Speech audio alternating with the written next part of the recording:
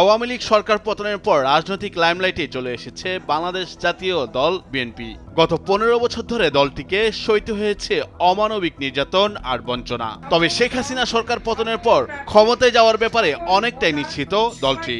এজন্য নির্বাচনের রোডম্যাপ নিয়ে প্রায় তাদের কথা বলতে দেখা যায়। আসছে ত্রয়োদশ জাতীয় সংসদে যদি ক্ষমতাসীন দল বিএনপি হয়, তবে বিরোধী দল হবে কারা?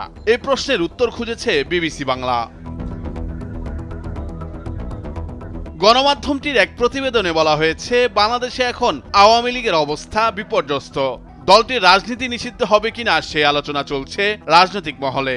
মনে করা হচ্ছে রাজনীতির মাঠে সহসায় শক্তভাবে ফিরে আসতে পারবে না আওয়ামী লীগ। আওয়ামী লীগের এমন করুণ অবস্থায় এককভাবে সরকারে আসতে পারে বিএনপি। দলটি ক্ষমতায় এলে বিরোধী দল কারা হবে এই নিয়ে চলছে আলোচনা। এরই মাঝে দেশের বিভিন্ন ইসলামী দলগুলো নিয়ে জোট গড়ার চেষ্টা করছে বাংলাদেশ জামাত ইসলামী। তবে কি ইসলামী দলগুলোই বিরোধী জোট হবে?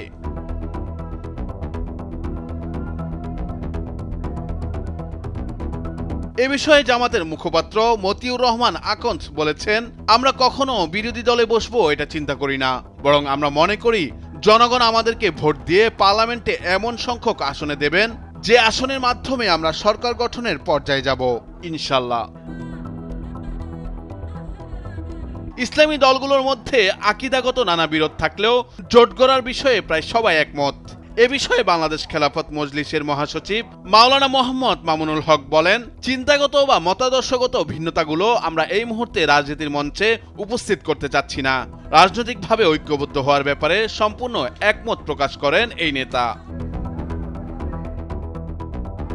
ইসলামী দলগুলো জোট করে তেমন সফলতা পাবে না বলেও মনে করেন অনেক বিশ্লেষক। তাই আওয়ামী লীগ নির্বাচনে অংশ নিলে তারাই বিরোধী দল হয়ে ওঠে কিনা এমন প্রশ্ন উঠছে। রাষ্ট্রবিজ্ঞানী আব্দুল লতিফ মাসুদ মনে করেন, বাংলাদেশের মানুষ ধার্মিক কিন্তু ধর্মান্ধ নয়। ভোটের মাঠে জনগণ নৌকা অথবা ধানের শীষে ভোট দেন। তিনি বলেন, জামাতে ইসলামের ভোট হতে পারে সর্বোচ্চ 11%, কিন্তু বিএনপিকে চ্যালেঞ্জ করার মতো নয়।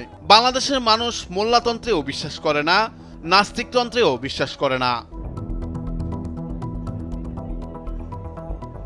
বাংলাদেশে এর আগে একবার মাত্র ইসলামী দলগুলোর বৃহৎ ঐক্যের নজির আছে, সেটাও প্রায় 46 বছর আগে 1978 সালে।